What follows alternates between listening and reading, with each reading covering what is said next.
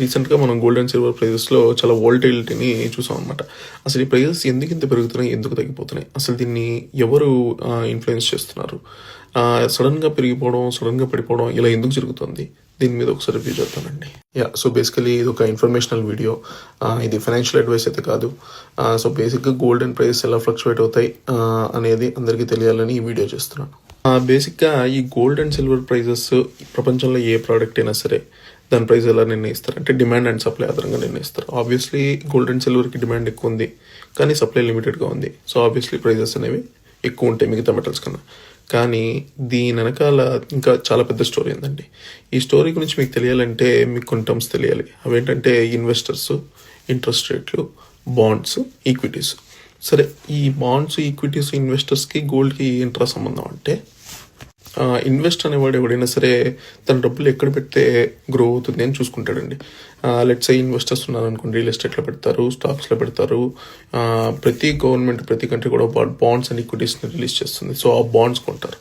సరే, ఈ బాండ్స్కి ఈ గోల్డ్ ప్రైజెస్కి ఏంట్రా సంబంధం అంటే, ఇప్పుడు లెట్స్ సే ఇప్పుడు ఒక కంట్రీ ఉందండి, ఇప్పుడు ఫర్ సపోజ్ యూఎస్ తీసుకుందాం.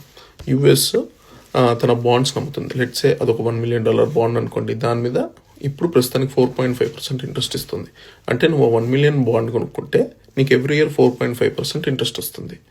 సో ఇప్పుడు ఆ ఇంట్రెస్ట్ రేట్ అలాగే స్టాండర్డ్గా ఉందనుకోండి, మనీ ఎక్కువ బాండ్స్లోకి ఫ్లో అవుతుంది, గోల్డ్ ఎక్కువ కొనరు అనమాట. అప్పుడు గోల్డ్కి డిమాండ్ తగ్గుతుంది, గోల్డ్ ప్రైజెస్ స్టాండర్డ్గా ఉండే ఛాన్స్ ఉంది, లేకపోతే తగ్గిపోయే ఛాన్స్ ఉంది అనమాట. ఇప్పుడు ఈ ఇంట్రెస్ట్ రేట్ తగ్గిందనుకోండి, లేదు ఇయర్ నుంచి 3% ఇస్తామనుకోండి, వాళ్ళకి నష్టం కదా, ఇన్వెస్టర్కి నష్టం. కాబట్టి ఓకే, నా డబ్బును తీసుకెళ్ళి నేను గోల్డ్లో పెట్టుకుంటా అని చెప్పి వెంటనే బాండ్స్ నుంచి డబ్బులు తీసుకు గోల్డ్ పెడతాడు. అలా గోల్డ్ సిల్వర్లో పెట్టినప్పుడు వాటి ప్రైస్ సమాంతం పెరిగిపోవడం జరుగుతుంది అనమాట. సో ఎందుకు గోల్డ్లో పెడుతున్నాడు అంటే, నాకు వాడికి ఇంట్రెస్ట్ తక్కువ వస్తుంది. ఇంట్రెస్ట్ తగ్గిపోయాక ఇప్పుడు ఆ పాత బాండ్ 4.5 ఇంట్రెస్ట్ వస్తుంది. ఇప్పుడు ఆ బాండ్ వేరే వాడికి అమ్ముదామన్నా దాని వాల్యూ కూడా పడిపోతుంది. సో కాబట్టి ఇన్వెస్టర్ అనేవాడికి ఎవరికైనా సరే వాడి ప్రిన్సిపల్ అమౌంట్ వాల్యూ పడిపోకూడదు, ప్లస్ వాడి ప్రిన్సిపల్కి ఇంట్రెస్ట్ వస్తూ ఉండాలి. సో వాడి ఇంట్రెస్ట్ చూసుకొని మనీని గోల్డ్లోకి మూవ్ చేస్తాడు. సో ఇంట్రెస్ట్ రేట్ పడిపోయింది అనుకోండి, ఫెడరల్ ఇచ్చే ఇంట్రెస్ట్ రేట్ కానీ లేకపోతే ఇండియన్ ఫెడరల్ రిజర్వ్ ఇచ్చే ఇంట్రెస్ట్ రేట్ కానీ పడిపోయింది అనుకోండి, ఇన్వెస్టర్స్ అందరూ ఏం చేస్తారు, డబ్బులు తీసుకెళ్ళి స్టాక్స్ గోల్డ్లో పెడతారు. కానీ గోల్డ్ ఇప్పుడు అమాంతం పెరిగిపోవడానికి కారణం ఏంటంటే, స్టాక్స్ కూడా అంత పర్ఫార్మెన్స్ లేదు, ఇన్ఫ్లేషన్ ఎక్కువైపోతుంది, రిసెషన్ వచ్చే ఫీర్ ఉంది అనుకోండి, వాళ్ళకి అట్లా అనిపించింది అనుకోండి ఇన్వెస్టర్కి, వాళ్ళు ఏం చేస్తారు, గోల్డ్లో సిల్వర్లో ఎక్కువ పెడతారు. అప్పుడు గోల్డ్ ప్రైస్ సమాంతంగా పెరిగిపోతాయి. ఇది వాళ్ళు ఎక్కువ రోజులు ఈ మనీని రొటేషన్ చేయరండి. జస్ట్ 1 or 2 months రొటేషన్ చేసి వెంటనే ప్రాఫిట్ బుకింగ్ చేసుకొని తర్వాత మళ్ళీ తీసుకొచ్చి ఆ డబ్బులు తీసుకొచ్చి స్టాక్స్లో పెడతారు. సో ఇలా ఇన్వెస్టర్స్ ఏం చేస్తారు, వాళ్ళకి ఎక్కడ గ్రోత్ ఉందో చూసుకుంటారు.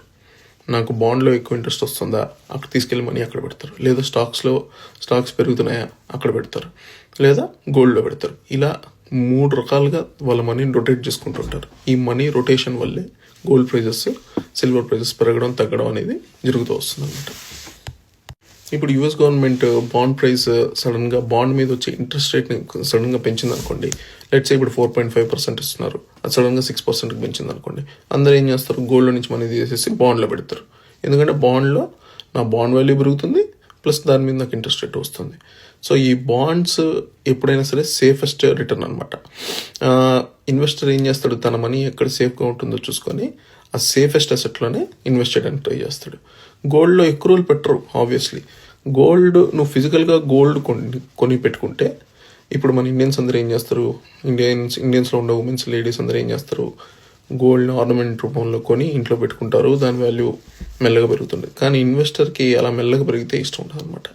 అట్లీస్ట్ ఇయర్కి 4 నుంచి 7% రిటర్న్ రావాలని చూస్తుంటాడు. సో ఇప్పటికి ఎక్కడ వస్తుంది, బాండ్స్లో వస్తుంది. కాబట్టి బాండ్స్లో ఎక్కువ మనీ పెట్టుకుంటాడు, లేదా స్టాక్స్కి రొటేట్ చేసుకుంటాడు.